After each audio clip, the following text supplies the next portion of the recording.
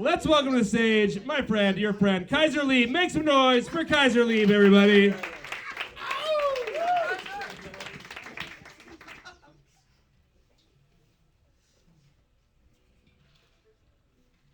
So my passwords are very secure.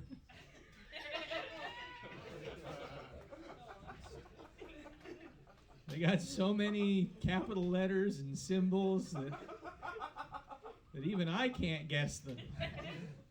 I be clicking reset. I be clicking forgot. They've got my email address. That's how I log into everything. I hope I never lose my email password. If your back hurts just a little bit all the time, you remember how cool Dragon Ball Z was? Dragon Ball Z, for those of you who are too young, was a phenomenon. And they would show this thing repeatedly. They would like get through 3 seasons and then they'd go back to the beginning, and then they would show 4 seasons and then they would go back to the beginning. And so if you made some friends who hadn't seen Dragon Ball Z yet, you could lord your knowledge over them. It was like if you had ever read a book during season 1 of Game of Thrones, right? You could be like, oh yeah, in this episode, they charge up some more. Dragon Ball Z was a terrible, nothing ever happened in Dragon Ball Z. It was like that terrorism joke from earlier.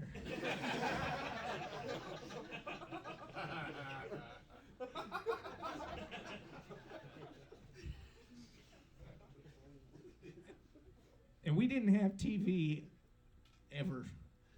And so we would watch Dragon Ball Z at Dave's house. Now, I haven't told you all about Dave yet, but you're going to go with me on this one. See, my mom was a hoarder. Like on the TV show Hoarders. You know, the people who their car is all full of fast food wrappers. So we were like that, except that it was anything she could find to buy at the thrift store, mostly lots and lots of pants. And then also she would hoard cats and dogs that she would find. It was like she was playing Pokemon at the animal shelter, and also like if the neighbor's dog got out. But she was in no way qualified to care for these animals, and they would just pee on the pants all the time.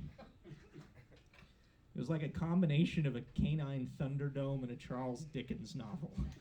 You know, we lived in like a 1,200 square foot trailer house. It was just completely full of irrelevant, like cat litter was everywhere. And so as a result of that, what would happen is that sometimes my aunt would call Child Protective Services on us. Not because she cared so much about us, but because she wanted my mom to look bad. My mom was too smart for that. See, we didn't have air conditioning, but Barnes & Noble had air conditioning. And so we would go to Barnes & Noble. I read all of the Lord of the Rings. And while I was there getting my science fiction and fantasy, she was getting her fantasy for adults only on. Right? She would go to the travel magazine section, and she would find some divorced post office worker who was there hanging out.